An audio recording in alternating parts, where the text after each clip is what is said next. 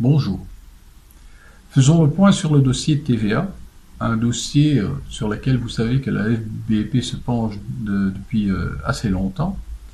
De quoi s'agit-il au fait? Donc, il s'agit du taux de TVA applicable. Quel est le problème? Le problème est le suivant. Si votre client il va directement chez le fournisseur, il paye 6% de TVA. Mais si vous, étant comme entrepreneur professionnel, Parc et Jardin, vous mettez ces mêmes plantes sur votre facture, il payera 21%. Donc la différence de 15%, c'est une invitation directe pour le circuit non officiel.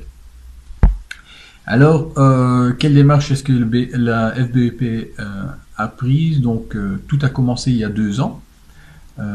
Où dans les journaux néerlandophones, il y avait un article en disant que les entrepreneurs parcs et jardins pouvaient appliquer un taux de TVA de 6%, qui était bien sûr incorrect.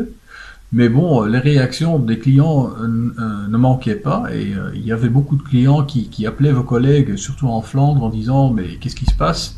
Parce que sur votre facture, vous me chargez 21% et les journaux disent 6%. Bon, la première chose qu'on a fait, c'est bien sûr faire une rectification dans les journaux, mais on a aussi pris ce dossier-là dans le cabinet de finances et on nous a écoutés. Et ça, au fait, c'est une bonne chose. Donc, et après, on a poursuivi en plusieurs étapes. Donc, on a fait des études de secteur, on a fait des études d'impact. Et puis, je crois que je vais vérifier un peu.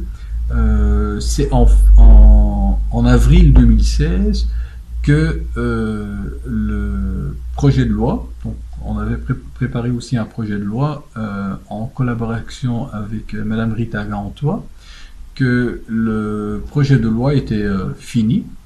Et donc, actuellement, on a aussi passé la commission finances.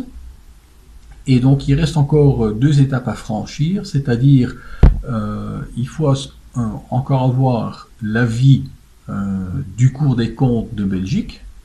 Et si l'avis là est positif, on peut passer à la vote. Et j'espère qu'on pourra passer à la vote avant les vacances d'été.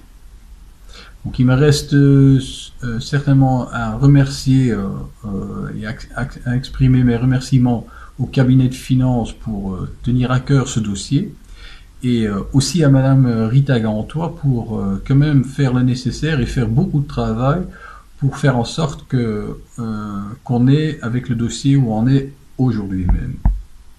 À la prochaine.